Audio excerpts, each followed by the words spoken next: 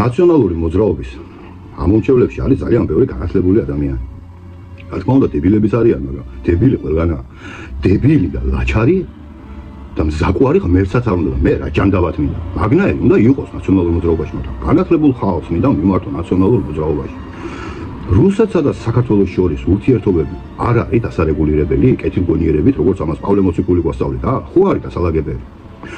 ვინ უნდა დაალაგოს რუსეთსა და საქართველოს შორის ურთიერთობები? ნოდარა მელაძემ თუ დედა ღვთისმშობელმა?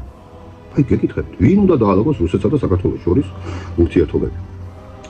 სააკაშვილმა უნდა დაალაგოს საქართველოსა და რუსეთს შორის ურთიერთობა თუ დედა ღვთისმშობელმა უნდა დაალაგოს ეს ურთიერთობა? სააკაშვილზე შირინოვსკი ასეუნებოდა იცი ქართველებს?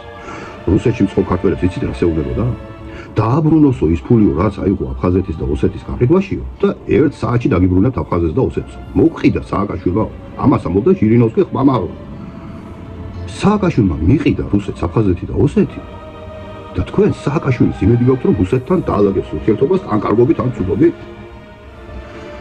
საქართველოს რუსეთს შორის ურთიერთობა უნდა დაალაგოს კაცთა შორის სათნოება, სიყვარულმა, კეთილმეზობლურმა განწყობებმა, აფხაზ და ოს ძმებთან შერიგებამ და ეს ყველაფერი უნდა გავიდეს იმ სიყვარულის ბილიკით, რომელიც გაკაფა დედა ღვთისმშობელმა და წერტილი.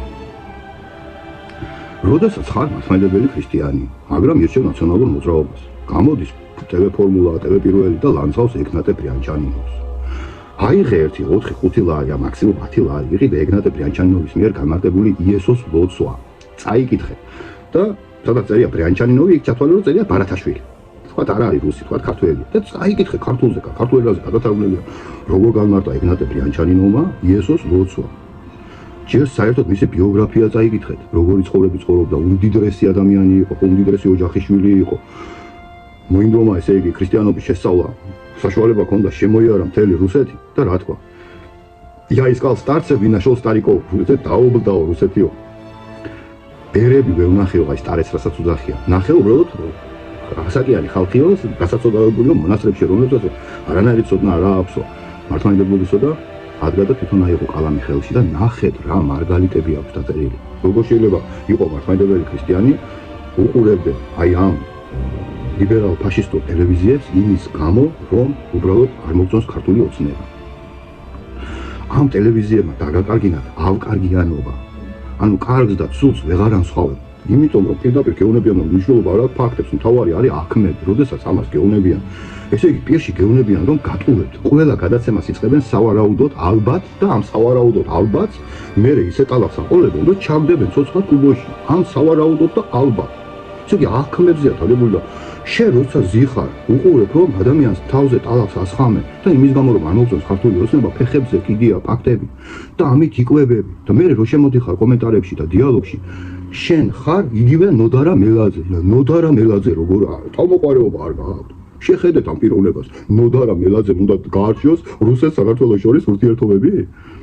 არ მინდა ეხა პიროვნულად დავამცირო რა, ჩემი დამცირება რაში ჭირდება ეს ადამიანი დაბადებიდან დამცირებულია, რომ დაიბადა უკვე შეურაცხყოფილია. თუ ვერ ისწავლა ადამიანობა, თაღლითია ოფიციალურად, манипуლირებს აი ამ ვითომ ფაქტებით და აკეთებს ფულს. მეტი ამის უკან არაფერი არა, მაგას მე საქართველოს სიყვარული ვერ შევამჩნიე. ვინ უნდა დაალაგოს საქართველოს და რუსეთს შორის ურთიერთობები?